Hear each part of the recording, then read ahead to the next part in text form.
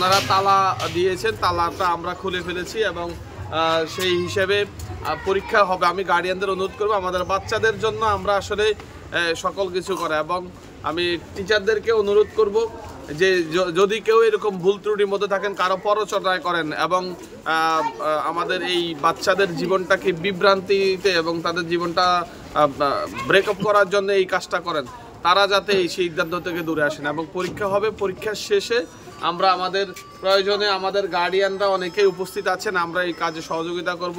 আমরা চেষ্টা করব যে আমাদের বাচ্চাদের জন্য সর্বোচ্চ যতটুকু করার জন্য, এবং শিক্ষক যারা এই পরীক্ষা কার্যক্রমে অংশগ্রহণ করেন না তাদের বিরুদ্ধে আমরা ঊর্ধ্বতন কর্তৃপক্ষকে অবহিত করব।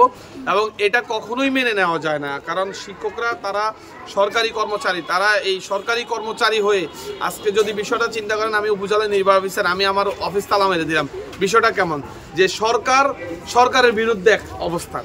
শিক্ষকরা তারা আমাদের এই আমলাতন্ত্রের একটা পার্ট এবং গভর্নমেন্টের এক্সিকিউটিভের পার্ট, ফলে তারা তাদের বিরুদ্ধে সরকারের বিরুদ্ধে অবস্থান নিতে পারে না।